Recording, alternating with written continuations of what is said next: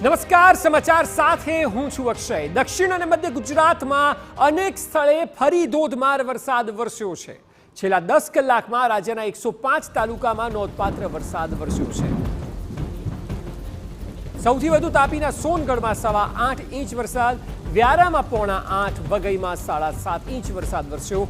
8 તાલુકાઓ એવા છે કે જ્યાં 4 ઇંચથી વધુ વરસાદ વરસ્યો છે। કુલ 32 તાલુકા એવા છે કે જ્યાં 1 ઇંચથી વધુ વરસાદ જોવા મળ્યો। આપ જુઓ દ્રશ્યોમાં જે વરસાદનો ત્રીજો રાઉન્ડ ચાલુ થયો છે, ફેઝ 3માં કંઈક આ પ્રકારે વરસી રહ્યો છે, જેના આંકડા પણ અમે સતત આપને ટીવી સ્ક્રીન પર બતાવી રહ્યા છે। આ વખતે ચોમાસું સાર્વત્રિક રીતે કહી શકાય સારું રહ્યું છે। ઉત્તર ગુજરાતમાં ટકાવારી ઓછી છે, પરંતુ ત્યાં પણ 90% આસપાસનો વરસાદ છે। અનેક જગ્યાએ વરસાદ જે છે તે 100%ની ઉપર પહોંચી ગયો છે। કચ્છમાં તો 185% આસપાસનો વરસાદ સિઝનનો વરસ્યો છે।